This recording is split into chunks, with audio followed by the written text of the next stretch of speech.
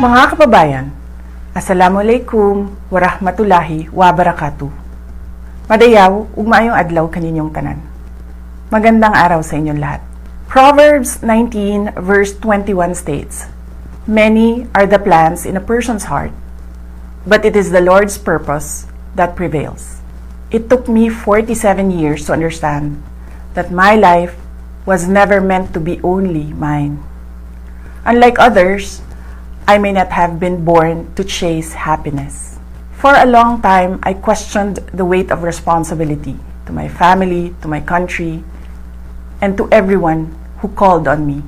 Today, I have peacefully accepted that my life isn't like any other.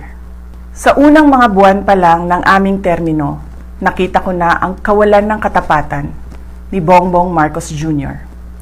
sa mga pangakong binitawan noong kampanya, pati na sa kanyang sinumpaang tungkulin para sa bayan. Dahil hindi ko kinayang maging bahagi ng 2025 national budget na tadtad ng katiwalian, pinili kong umalis sa gabinete. Kahit alam ko na mula pa noong 2023 na ang magiging kapalit nito ay ang aking impeachment. Mga kababayan, humihingi ako ng paumanhin. Patawad kung tinulungan kong mahalal si BBM bilang Pangulo ng Pilipinas. Patawad kung hanggang ngayon ay marami pa ring Pilipino ang nalulunod sa baha ng dahil sa malawakang korupsyon. Patawad kung lantaran ang pang-aabuso sa ating mga institusyon para sa pansariling interes ng mga politiko. Patawad kung patuloy ang pagtaas ng presyo ng mga pangunahing bilihin habang nananatiling kapos ang kita ng bawat pamilya. Patawad kung wala man lang tayong tunay na seguridad sa pagkain.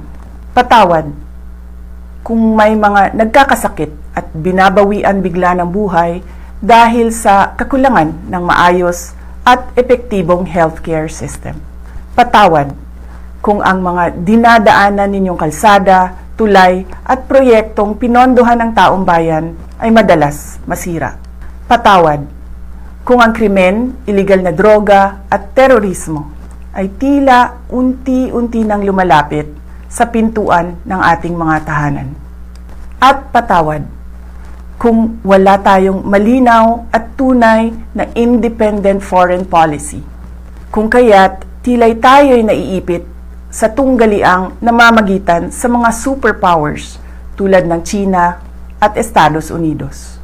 Madalas, iniiwasan ng mga politiko ang maagang paghayag ng kanilang mga plano upang hindi sila maging target ng pag-atake. Ngunit matagal nang sinira ng administrasyong ito ang pangalan ko. Matagal na akong inaatake gamit ang buong makinarya ng kapangyarihan.